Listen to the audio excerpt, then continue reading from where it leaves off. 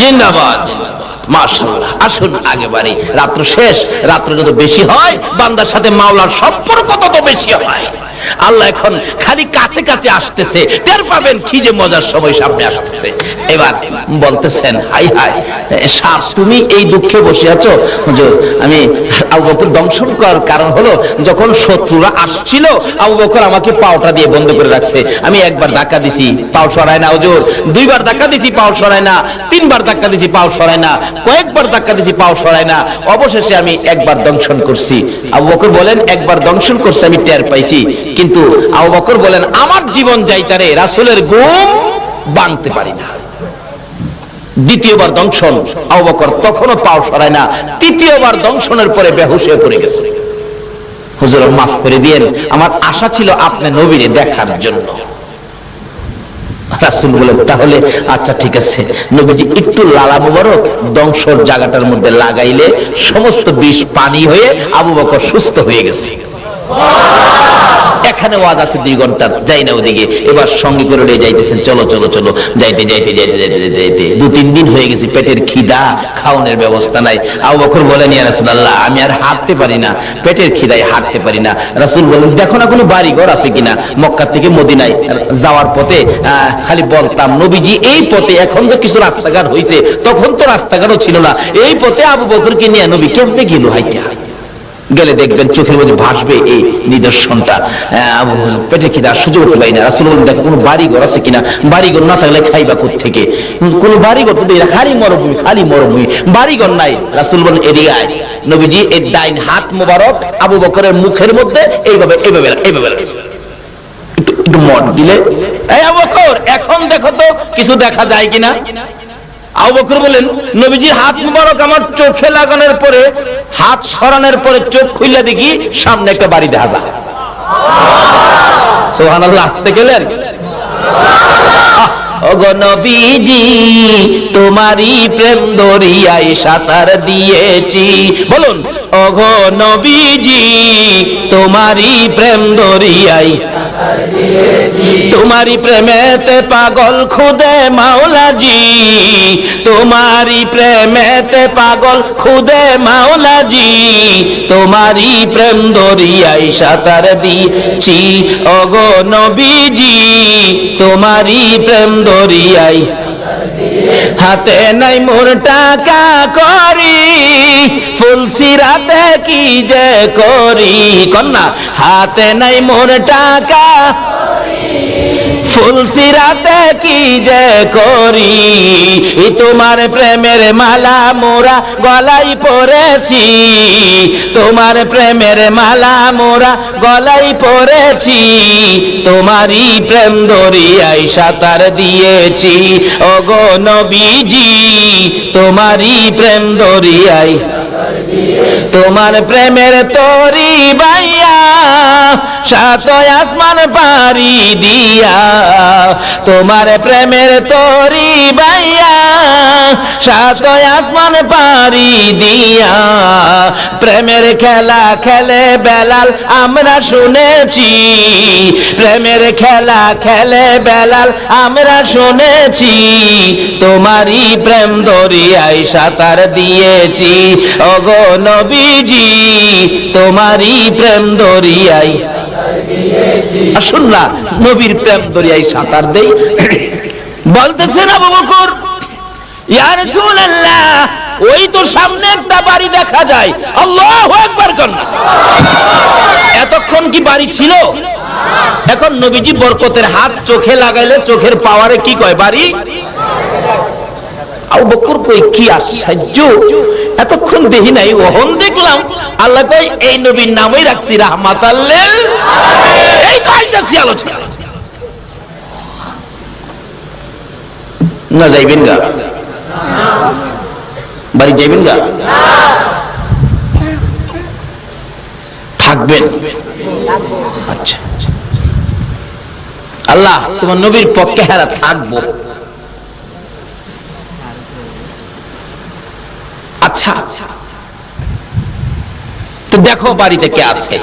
আবু বকর বলেন, আমি পেটের খিদা তো। কোন বলে? সাহিত্যিকরা বলেন, খিদাই চিনে না পান্তাবাদ, খিদাই চিনে না পান্তাবাদ, ঘুমে চিনে না বাঙ্গা খাট। কি কর খাট যদ্দূরে হুত তালবি। খিদাই চিনে না পান্তাবাদ, ঘুমে চিনে না বাঙ্গা খাট, প্রেমে চিনে না জাত আর অজাত। কি কর আছে না আপনার দেশে প্রেম করেন না বেড়াইন আছে না? মাশাআল্লাহ থাকলে বালা। আরে প্রেম যদি করুন লাগে একজনের সাথে করো, যার সাথে প্রেম করার ঘোষণা কোরআন শরীফে আইছে। সেই প্রেম করার বস্তুটা হলো নবী মুহাম্মদুর রাসূল, যার সাথে প্রেম করে আমার আল্লাহ কুল কায়নাত বানাইছে।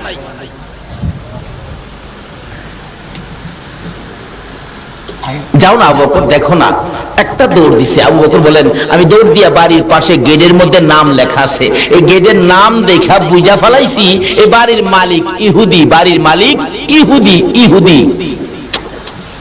ইয়া রাসূলুল্লাহ, ইহুদির বাড়ি খাইতাম না, খাই মরে যাবো গা, ইহুদির বাড়ি খাইতাম না। আমরা দেশের মানুষ খায় না, পূজা মৌসুমে হিন্দুর বাড়ি যায় না। আচ্ছা আপনি যে মুসলমানের সন্তান হইয়া আখির নবীর উম্মত হইয়া এই পূজার সিজনে হিন্দুদের সাথে বন্ধুত্ব করে তার বাড়িতে গিয়া পূজার জিনিসগুলি খাইলেন, ভালো করলেন। আমি এটাই দুঃখিত না, আমি এতে নারাজ না, আমি আপনাদের প্রতি অসন্তুষ্ট না। আচ্ছা তাই কুরবানির ঈদের সময় আপনার এই বন্ধুরা আপনার বাড়ির 2 দিন নিয়ে খাওয়ায়েন।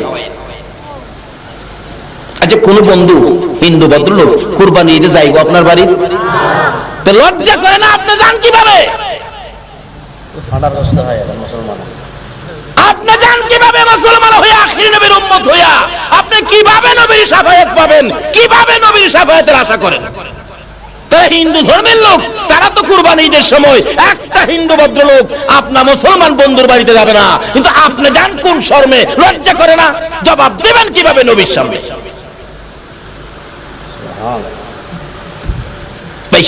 রাস্তা বাহির করেন, আমরা যাব জান্নাতে, যে জান্নাতে জিবরাইল 2 মাস 600 পাখা চালায়া একটা কোনা দেখে শেষ করতে পারে নাই। কথাটা কিন্তু ছিল আমার এখানে, ঠিক আছে কিনা? আমি আইতাছি।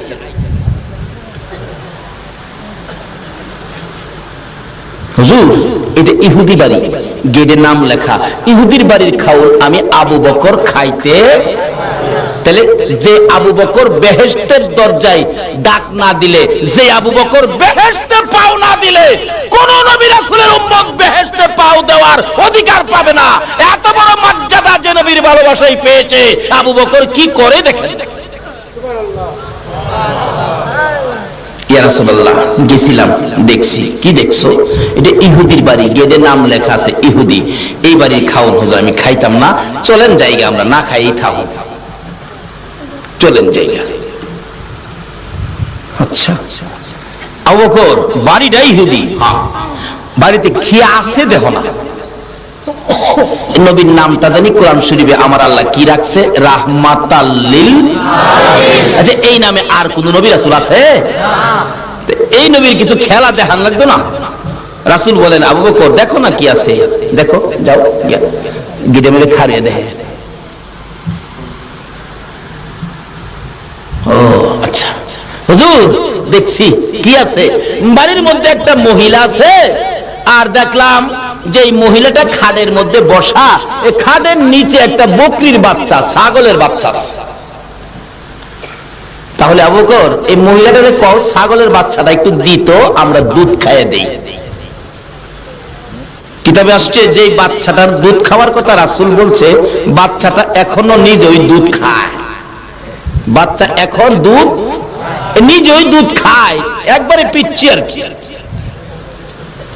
আচ্ছা এই বাচ্চা দুধ নাই, এখন রাসূল যদি দুধ বাইর করে খাইতে পারে, এই দুধের মালিক কি ইহুদি হইব? এই 4 কাপে চা নাই, আছে 1 কাপ।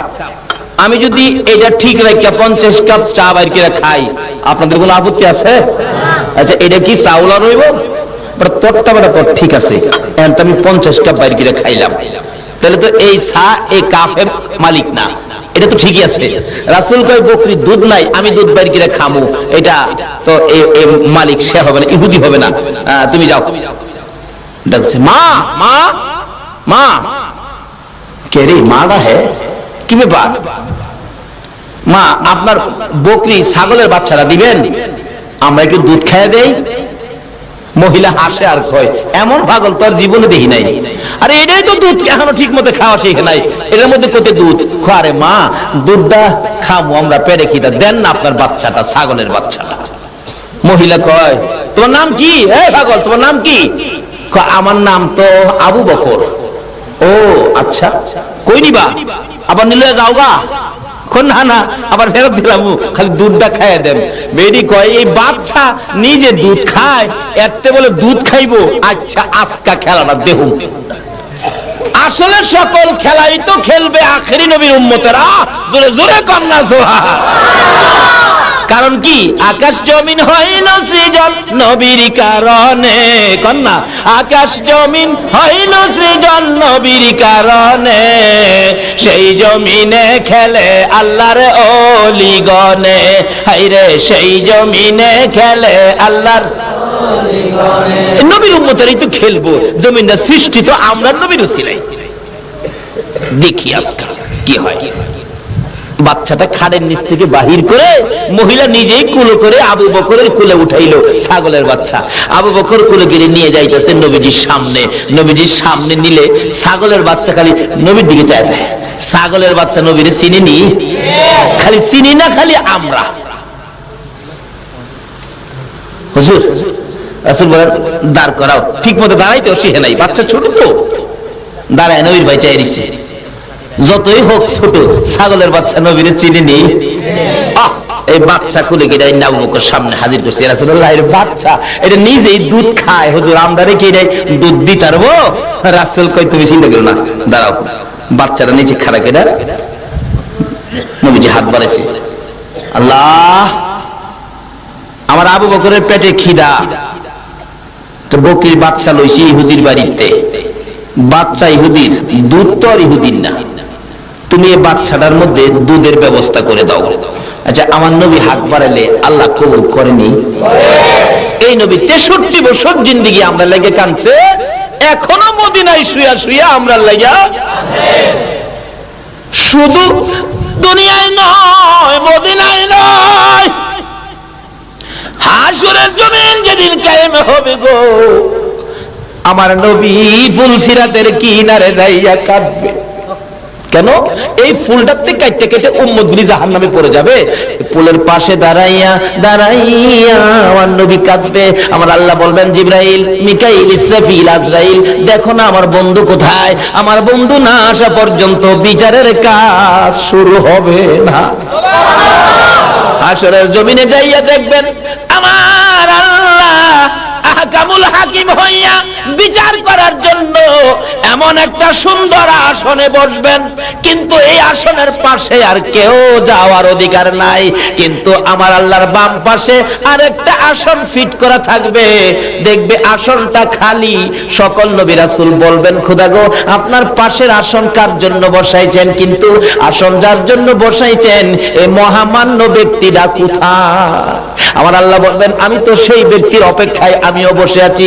বিচারের কাজ শুরু হবে না, আমিও বসে আছি। এমনি সময় আল্লাহ নির্দেশ দিবেন, জিবরাইল রে, দেখ আমার বন্ধু কোথায়? জিবরাইল ঘুরতে ঘুরতে কোথাও পাবে না, যাইয়া দেখবে আমার আপনার নবী ফুলসিরাতের কিনারে যাইয়া ফুলসিরাতের পুলের দিকে তাকাইয়া তাকাইয়া নবী কাঁদে। পিছন দিয়ে ডাক দিবেন, ইয়া রাসূলুল্লাহ, কাঁদতে হবে না, আসুন বিচারের কাজ শুরু হবে। আল্লাহ অপেক্ষায়। রাসূল জবাব দিবেন না, আবার ডাক দিবেন, জবাব দিবেন না। তিনবারের মাথায় আবার রাসূল জিবরাইলের ডাকে মুখটা যখন ফিরাইবেন, জিবরাইল দেখবে আমার নবীর চোখের পানি পড়তে পড়তে চোখের দুইটা সাইড কালো হয়ে গেছে।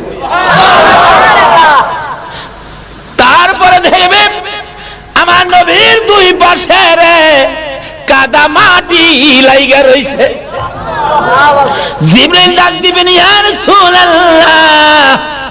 এই ফুলসিরাতের ফুলের পাশে দাঁড়াইয়া দাঁড়াইয়া কাঁদতেছেন। এত কান্দা আর কাঁদতে হবে না, আসুন। এমনি করে নবীর চোখের দুইটা কালো সাইড যখন দেখবে, জিবরাইল বলবেন, প্রভু গো, তোমার বন্ধুর চোখের দুইটা সাইড কালো দেখা যায় কেন? আমার আল্লাহ বলবেন, জিবরাইল রে, আমার বন্ধু উম্মতের ব্যথায় কাঁদতে কাঁদতে দুইটা সাইড কালো হইয়া গেছে। জিবরাইল বলবেন, ইয়া রাসূলুল্লাহ, আপনার দুই পাশে কাদা মাটি দেখা যায় কেন? আমার নবী বলবেন, জিবরাইল, আমি মদিনার রওজা পাকে শুয়ে শুয়ে রে আমার উম্মতের জন্য কাঁদতে কাঁদতে মদিনার মাটি কাদা হইয়া আমি নবীর শরীর মুবারকে লাইগা গেছে রে। আল্লাহু আকবার, ইয়া রাসূলুল্লাহ, ইয়া গাউসুল আজম, জিন্দাবাদ, মাশাআল্লাহ, জিন্দাবাদ জিন্দাবাদ, নবীর সেনা জিন্দাবাদ, বলুন জিন্দাবাদ জিন্দাবাদ, নবীর সেনা জিন্দাবাদ। আমল করো নামাজ রোজা কায়েম করো সুন্নিয়াত, আমল করো নামাজ রোজা কায়েম করো সুন্নিয়াত, জিন্দাবাদ জিন্দাবাদ, নবীর সেনা জিন্দাবাদ, জিন্দাবাদ জিন্দাবাদ, নবীর সেনা জিন্দাবাদ। আসুন আগে ভারী সংক্ষেপ আলোচনা, সামনে বহুত আলোচনা রয়ে গেছে। এবার ডাকতেছে কি, হুজুর বাচ্চাটা, আল্লাহ হাত, নবীজি হাত বাড়াইছে, দেন না। বাচ্চাটার মধ্যে ছাগলের বাচ্চায় দুধের ব্যবস্থা, নবীর ডাক আল্লাহ শুনেনি, শুনে শুনে বলে, খালি শুনে না, আল্লাহ কয়, বন্ধু গো, খালি তুমি না, তোমার উম্মত যদি বাড়ায়, হাতটা বাড়াইতে দেরি, আমি কবুল করতে দেরি করি না। আবু বকর কয়, আমি দেখি বকরির আস্তে আস্তে বড় হয়ে গেছে, দুধ একবারে ভর্তি হয়ে গেছে। ওই ইহুদি মহিলাটা বাড়ির ভিতর থেকে দেখতেছে, হায় হায়, এই খেলা তো জীবনে দেখি না। কিন্তু যেই লোকটা ছাগলের বাচ্চাটা নিল, তার নাম তো জিজ্ঞাসিলাম, সে তো কইল আবু বকর। আর একটা লোক যে দোয়া করলো, ছোট বাচ্চা বড় হইয়া দুধে বেড়ে গেল, এই লোকটার নাম জানি কি, কিন্তু দেখতে কত সুন্দর। আচ্ছা আচ্ছা, আবু বকর, দুধের ব্যবস্থা হয়েছে, একটা বান্ড নিয়ে আসো। দৌড়ায় গেছে, মা মা একটু বান্ড দাও, একটু বালতি দাও। বেটি তো বাড়ির ভিতরে দৌড়ায় গেছে, বালতি না, বালতি নাও। নিয়ে বালতি খালি ছাগলের নিচে দৌড়ছে, বালতির দুধে ভরে গেছে। কার দোয়ায়? নবীর দোয়ার মধ্যে এই কিসিমের বরকত আসেনি, ভরে গেছে। আবু বকর কয়, রাসূল বলতেছে, আবু বকর দুধ খাও, পেট বেড়ে খাও। আবু বকর, হুজুর আপনি খাইবেন না? আমি খামু তো। আমি খাইলে আপনি খাইবেন? নবী গো, আপনি আগে খাই। আচ্ছা ঠিক আছে, নবীজি আগে খাইতেছে, কত দুধের বরকত আরো বাড়ছে কিনা? আরো বাড়ছে। তাহলে এই নবী যে বান্ডত্বের দুধ খাইছে, আবু বকর খাইবো, বরকত বাড়ছে না কমছে? এই যে খাইতেছে, দাগ আর কমে না। হুজুর পেট বেড়ে খাইছি। রাসূল বলেন, এই বান্ড আর ছাগল সহ মহিলারে দিয়া দাও। মহিলা চাইরিছে, ইহুদি খেলাছেনি, মহিলা চাইরিছে, না মা, তোমার ছাগল আসিল এমন পিচ্ছি ওইসে অত বড়, আসিল দুধ খাইতো, ওখানে দুধ খাওয়াই তারে। এটা কার বরকতে? রাসূলের বরকতে। নিয়া দিছে, মা নাও, দুধও দিয়ে গেলাম। এই বেচারি বকরি পায়া আর দুধ পায়া খুশি। হাই হাই, আবু বকর চিনলাম, হে লোকটা জানি কে, নাম জানি কি, চিন্তালাম না। একটু পরে ইহুদি বাড়ির মালিক বাড়ির সামনে আইছে, বাড়ির সামনে দাঁড়াইয়া দাঁড়াইয়া চোখের বাণী ছাড়ে, মাউত, আমার বাড়িতে না জানি কি অনুষ্ঠান আজকা হইয়া গেছে। কত বিয়া বাড়ি, এটা বিয়ে হয়ে গেলে বাড়ির সামনে 2-4 দিন হাড্ডি গুড্ডি দেখা যায় না, একটু গন্ধটা তো করে না। মাবুদ গো, আমি বাড়িতে নাই, না জানি কি অনুষ্ঠান আমার বাড়িতে হয়েছে। বাড়ির ভিতরে ঢুকলো না, ইহুদি বাড়ির সামনে দাঁড়ায় ডাকতেছে, বিবি, বিবি রে, আয় বেরিয়ে আয়। বিবি বেরিয়ে আসলেন, স্বামী এতক্ষণ পরে কোত্থেকে আসছেন জানেননি আজকে বাড়ির কি হয়েছে? আল্লাহু আকবার। ইহুদি বাড়ির সামনে দাঁড়ায়া ডাকে, বিবি আমি তো টের পাইতেছি বড় অনুষ্ঠান আমার বাড়ির সামনে হয়েছে রে বিবি, বল কি হয়েছে? এ খবর না লইয়া বাড়ির ভিতরে যাব না। বিবি বলতেছেন, স্বামী গো, একজন লোক যার নাম আবু বকর, তার এমন একজন সুন্দর ব্যক্তি সঙ্গে লইয়া বাড়ির সামনে দিয়ে যাইতেছিল। আবু বকর বলেন বকরির বাচ্চাটা দেওয়ার জন্য। স্বামী গো, বকরির বাচ্চাটা আবু বকর নামের ব্যক্তির কাছে দিলে, লোকটার কাছে নিয়ে গেলে দোয়া করে দিলে, দেখো বাচ্চাটা কত বড় বকরি ছাগল হয়ে গেছে। স্বামী দোয়া করলে দুধে ভরপুর হয়ে গেছে, বালতি ভরে গেছে, তারা খাইয়া বকরি আর দুধ আমারে দিয়ে গেছে। এবার স্বামী বলতেছেন, বিবি সোনার খনি পাইলি, ধরতে পারলি না। বিবি গো, কে আসছিল জানোনি? টের পাইছনি? ধরতে পারলে না, বুঝতেই পারলে না। যিনি তোর বাড়ির সামনে এই কাণ্ড কারখানা করেছে, ইনি হলেন আখিরি নবী রাহমাতাল লিল আলামিন। বিবি গো, বলে দে এই নবী কোন রাস্তায় গেছে গো? বিবি বলে দে, আমার কলিজা মানে না, আমার মন মানে না, ইহুদি ডাকতেছে। বিবি বলে দে কোন রাস্তায় গেছে? ইহুদির স্বামী। বিবি বলতেছেন, স্বামী গো, পিছনে দৌড়াইয়া যাইয়া আমার নবীর পাশে দাঁড়াইয়া চিৎকার মারছে, ইয়া রাসূলুল্লাহ, আমি ইহুদি আপনার পাশে দৌড়ে আসলাম। হুজুর, যেই বাড়ির বকরির থেকে দুধ খাইছেন আমি সেই বাড়ির মালিক। আল্লাহর নবী গো, আমার বিবি আপনারে চিনতে পারে নাই গো হুজুর, আমি বাড়ির সামনে আইসা প্রমাণ পেয়েছি আখিরি নবী বুঝি আমার বাড়ির সামনে আসছিল। বিবির কাছে ঘটনা জানতে চাইয়া রাস্তা পাইয়া আপনি নবীর পাশে আসছি, আর দেরি করতে রাজি না, আমারে কালিমা পড়াইয়া দেন, মুসলমান বানাইয়া দেন। জোরে জোরে কোন সুবহানাল্লাহ। এই বরকতের নবী যে বকরি দোয়া করে দুধ বাহির করে খেয়েছিল, কিতাব বলেন একটানা 30 বছর পর্যন্ত নবীর দোয়ার বরকতে একটানা দুধ দিয়া গেছে। 30 বছর।